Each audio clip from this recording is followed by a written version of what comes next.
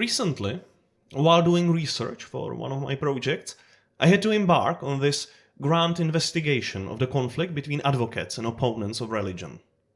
With anticipation of certain standard, I expected a sophisticated argumentation, full of intricate philosophical questions, befitting a kind that is no longer a hairy ape. Oh, how horribly wrong I was!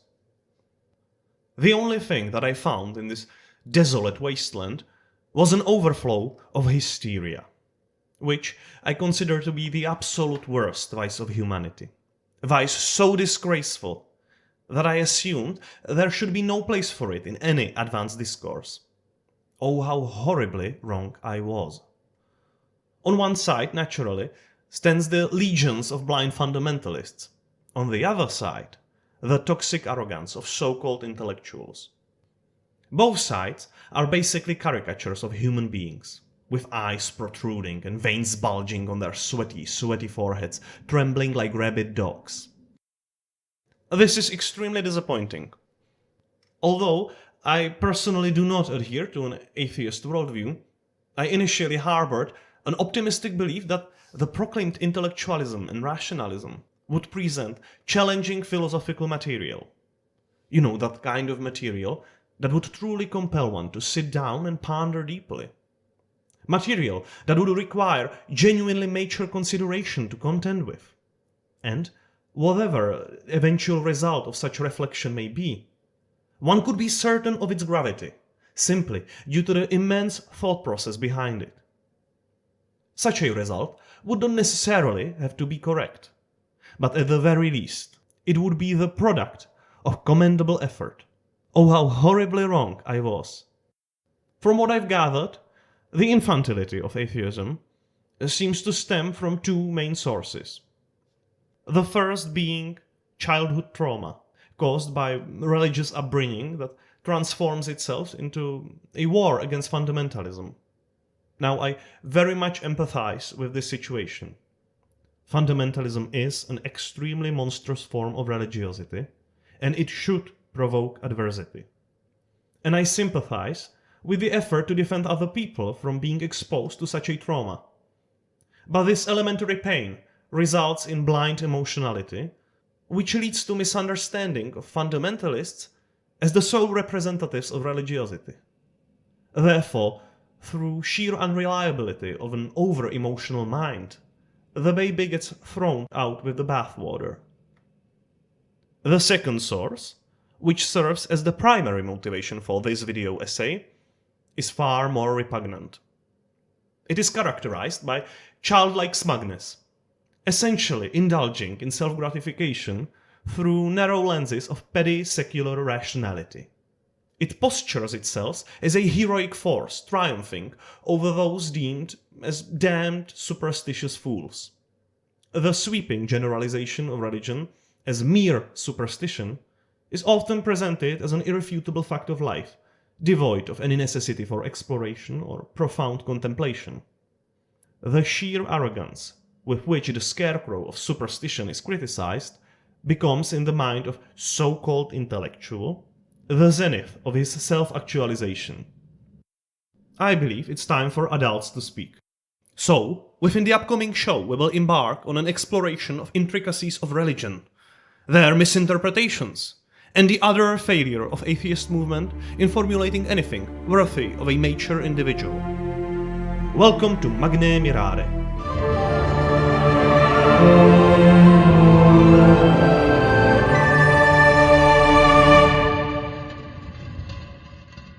The primary stumbling block in all criticisms of religion that I have observed is the absolute disorder in terms and concepts.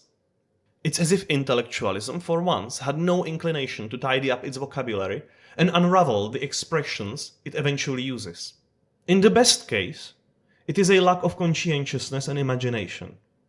In the worst case, it is an intentional obscurantism, deliberate obfuscation that may stem only from the fear that if things were done truly diligently and intellectually, the defense of an atheist position would be much more challenging. Generally, when the term religion is used, it is often confused with some specific religion and its tenets. Or, other times, it creates the impression that religion expresses nothing but dogmatism, fanaticism, ritualism, and the like. Specifically in the American context, criticism of religion often contains conflation with the Bible Belt fundamentalism. This is a favorite motif of absolute unwillingness to venture beyond the narrow confines of traditional cultural knowledge, caused by a gross lack of curiosity, inspiration, and genuine desire to understand the world as it is. Anyone lacking these qualities has no right whatsoever to be called an intellectual. Alternatively, in my homeland, the Czech Republic, another common variant is the conflation of the term religion with the church. In general, there is a considerable aversion in my country toward anything organized that aims to intrude into one's inner world and preach morality. This is understandable given the history of oppression by various regimes that swept through our land. However, by merging the concept of religion with resistance to organized religion, an international impression is created that we are one of the most atheistic countries in the world. We certainly are not. People are spiritual, superstitious, and have penchant for magic. However, because they fail to realize that religion does not equate the Catholic Church, they mistakenly identify themselves as atheists. In such a complex world of questions, especially those concerning faith, it should be a mandatory part of an intellectual's arsenal to possess the basic courtesy of describing what he means when saying specific terms. I don't necessarily mean the need to establish an entirely new linguistic apparatus. Simply and solely explaining what one means when saying something.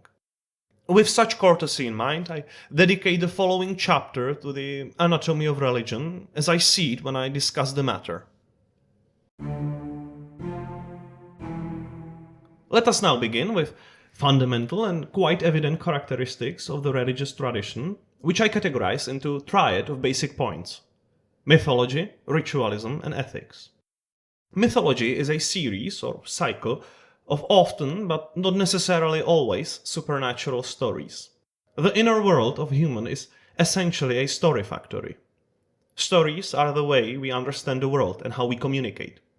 Storytelling is one of the most important formats of humanity. This can be beautifully observed in the fact that when we close our eyes and do nothing for a moment, we fall asleep, and the primary way our inner selves communicate with us is through dreams. All profound knowledge is conveyed through storytelling.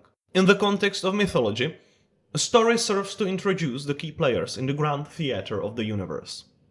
Players who show humanity its place, where it belongs, and what its significance and purpose are. Ritualism encompasses both communal and private acts. Acts that are repeated and formalized. In this way, these rituals facilitate a profound connection, linking an individual's innermost subconscious with the external realm through embodied gestures. It acts as a bridge, translating between the language of dream symbolism and the tangible reality of the outer world. Lastly, there is ethics. Essentially, prescriptions of acceptable norms of behavior. Ways and rules of how an individual should behave to adhere to the commitment of decency and kindness as defined by their own faith. It is an effort to answer the question of the meaning of life beyond the realm of stories, through clear human conduct in society.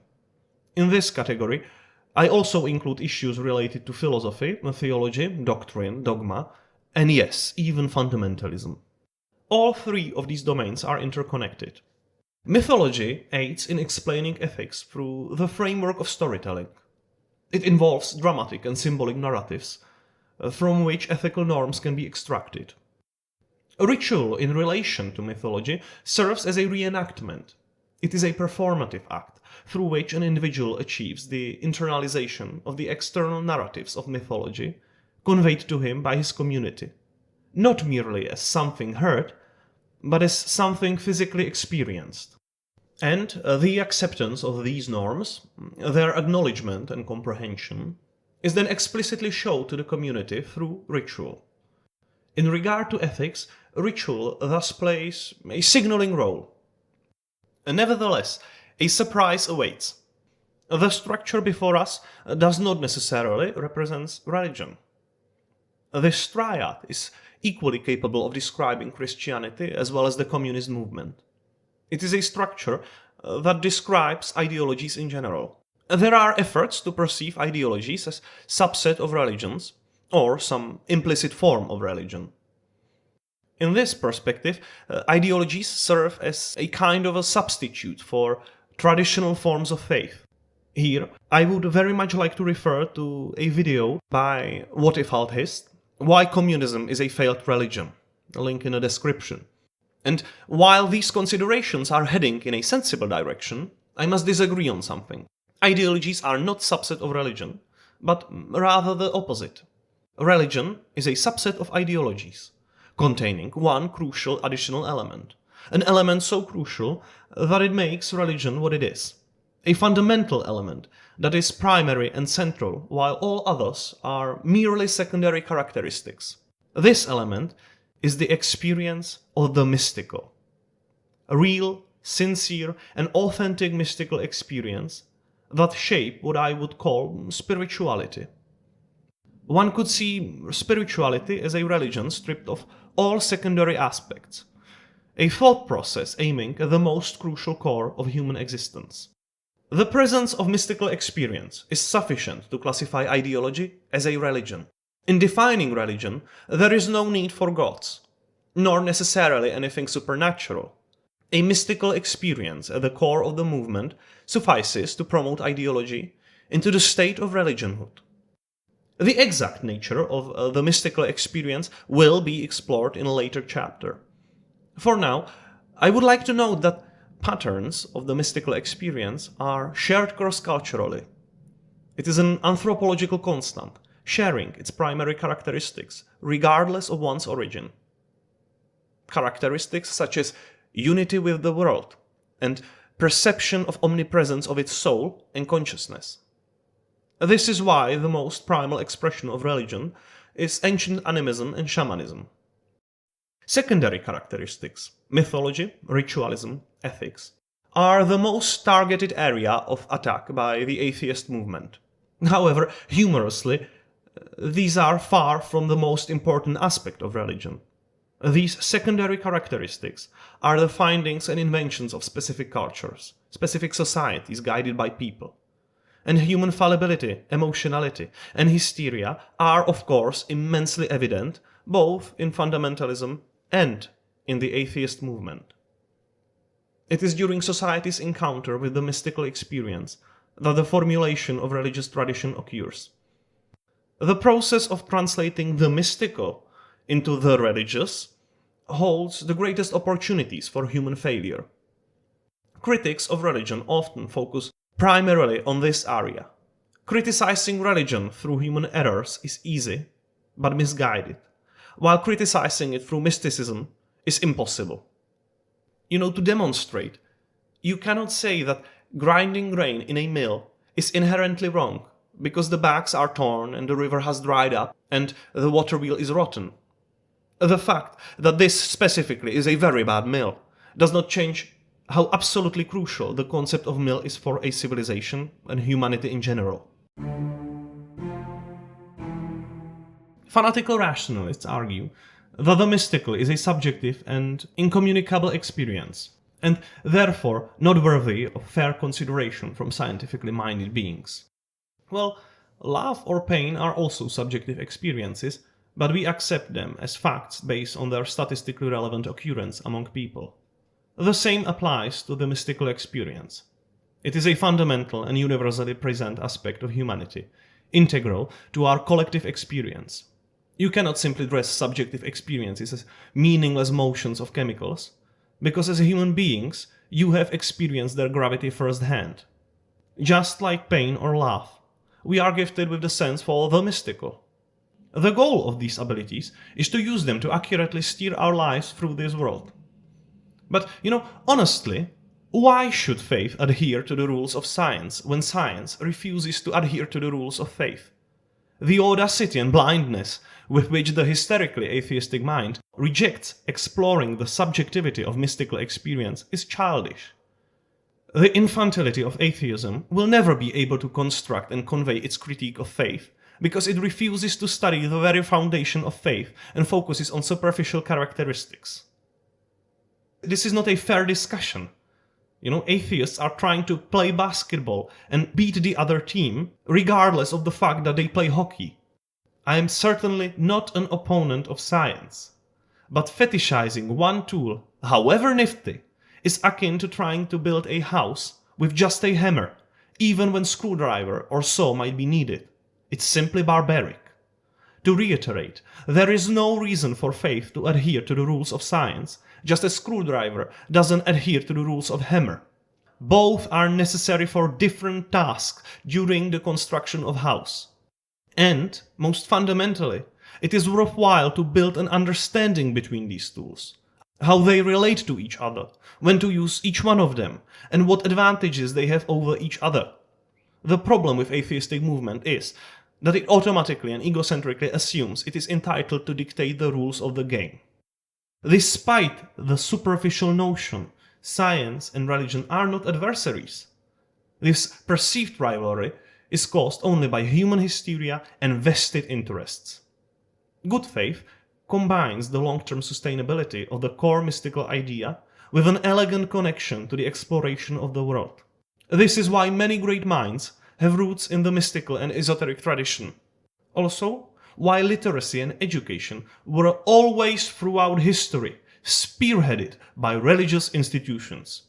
In future video, I will specifically focus on showcasing esoteric knowledge that humanity has held for thousands of years, but is only now starting to demonstrate through modern approaches, such as the discoveries related to the Big Bang, the expansion of the universe, quantum theory, neural networks, advanced mathematics, or the concept of space-time. The scientific process of understanding the world is inherently a sacred activity, aiming to explore our fantastic, mysterious, and absolutely captivating universe. It is a tribute to the work of creation, driven by the instinct to explore, an instinct as innate and compelling as is the instinct to worship. Where do these two instincts, to explore and to worship, originate? Let's delve into it. All our fascination converges on one core question. That question is the origin of our consciousness, our subjective perception of existence as living beings with the will to act. Essentially, it is the question of meaning of life. Sacred action, for me, is one that aims at this question, seeks to find answers, and ultimately communicates them.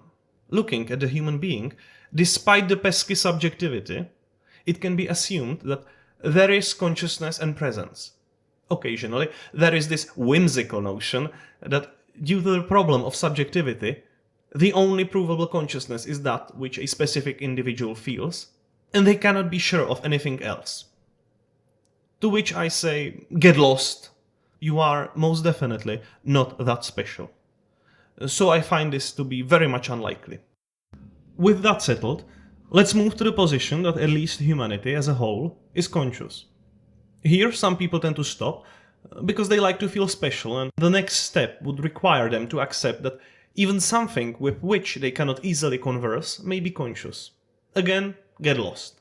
Animals live, observe the world, communicate with each other and with us.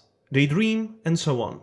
So I am adding the animal kingdom to our circle of consciousness. Well, that being said, plants, flowers, and trees also react to the world. They communicate with each other, exchange information, sense their kinship, and so forth. It is incredibly foolish, short-sighted, and, might I say, even provincial, to exclude them from the realm of conscious beings. And as for fungi, their mycelium, which structurally mirrors the nervous system and performs a massive communication and computational role, also cannot be eliminated from the realm of conscious beings. Well, my fundamental argument is that the evolutionary principle requires a direct continuity in its process of change, and changes happen relatively slowly and gradually. Therefore, there really is no clear opportunity along the way for such a sophisticated phenomenon as consciousness to suddenly emerge out of nowhere. Intelligence, certainly, because it seems to be determined by the number of connections that perform computation on certain volume of data, shaping how the organism can react to the world. But the element of consciousness itself is too essential to just pop up with some organ. Consciousness, the perception of presence, is so inherently its own thing, such an incredibly marvelous affair, that there is no other way than to conclude that consciousness is not a biological issue, but rather a physical one. It is a physical phenomenon, an elementary constituent of our universe. And, being elementary and physical, it is also omnipresent. Just like the electromagnetic force, the resulting mathematical state of set of atoms, for example in a pen, may be electromagnetically neutral, but that doesn't change the fact that it is immensely charged by this energy, holding together its molecular structure. If we follow the evolutionary principle all the way, from us, the historical hairless apes, to the first moving carbon entities, there is no opportunity anywhere along the path for something as radical as consciousness to suddenly emerge out of nowhere. And if we continue, thanks to the knowledge of modern physics and cosmology, through the entire history of the universe's expansion, where is such an opportunity for consciousness to emerge out of nothing? During the formation of planets? When the first more complex elements were created in the fires of stellar forges? During the photon epoch, when light and energy floated in an infinite sea of plasma? Well, when you focus on it, it is precisely energy, often represented as light, that performs what we call thought or computation. The electrical activity in the brain is of a similar nature to a calculation on the motherboard of a laptop, although their structural execution differs. The point is that where there is energy, there is consciousness. It's a different perspective on the same phenomenon. Its mere presence creates conscious thought. Intelligence, on the other hand, is a secondary matter. It is density of nodes that perform this calculation through energy. What makes us distinct and different, allowing us to feel like a series of separate beings, independent of the universe, is, on one hand, the limitation of causality known as the speed of light, and on the other, the confinement of formerly pure energy into baryonic matter, which is even slower in its processes. In simple terms, as things cannot happen infinitely fast, the gap between us widens, and we live our short, limited lives under the illusion that we are separate entities. When did this limitation of causality not play a role? When the universe was compressed into one infinite point. When it was in ultimate and absolute unity. All creation, the infinite omnipresence of consciousness in one perfect center. This state is closest proven thing we know of, which seems to be what one would presumably call divinity. What I have just described is one of the ways in which I personally decode the mystical experience. It is an experiential realization of the omnipresence of consciousness. This is the weight meant when speaking of gravity of the mystical. It is not some imaginary hallucination of our brain's miraculous chemicals. It is fundamentally a personal revelation and an awareness of very rational process. Either consciousness is a ubiquitous physical fact of this universe, or it does not exist at all. However, if philosophy denies the existence of consciousness, then it is extremely flawed philosophy. I am not an atheist, but I'm also not a Christian, but nevertheless I would like to point to some realities of Christianity. Because this is what Jesus meant when he said, "I am the resurrection and the life. The one believing in me, even though he dies, he will live." John 11:25. The process of belief here refers to the process of realizing the essence of life and consciousness. In other words, Jesus, not identifying himself with his body and ego, but with the eternal constituent of consciousness itself, he is gaining immortality. This is also what is meant by tetragrammaton, I am that I am.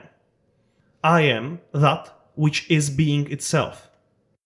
Again, we are pointing to the same phenomenon, to the same realization. This is also what is meant when saying that Jesus is God born in human flesh, in human body. It is simply an awareness of the universe's divinity of consciousness. This is nothing new. The same principle underlies the Indian Brahman, or entire set of animism. It is an anciently understood fact of human existence that is an incredibly essential constituent of both our present and our comprehensive past. Everything else that religions present is humanity's attempt to come to terms with this fact. And yes, this is often very misguided. Of course, due to the fact that we are hysterical hairless apes, suddenly trying to grapple with the weight of the universe, something most of us are not even capable of comprehending in basic contours, let alone thinking about how to handle it. The most important and prime purpose of religion is to convey this mystical awareness. And because it is also the most challenging, it is very easy to cause immense harm in the process. Yes, fundamentalism is an enemy of humanity, not only because of all the tangible physical and psychological harm it inflicts, but also because it actively obstructs one of the most crucial realizations of humanity. However, atheism perpetrates no lesser evil. It essentially declared that for the sins of humanity, it will reject the sacred, the transcendent. And perhaps this is even worse than the problem of fundamentalism itself, because those who defend atheist movement do so based on their arbitrarily proclaimed merit of intelligence and rationality. True intelligence, however, is adorned with genuine curiosity, vision of a bigger picture, imagination, and real desire to understand our universe and human existence as they are, not as we want them to be for our convenience and self-gratification. Well, I assume that by this point everyone who disagreed with me along the way has already fled.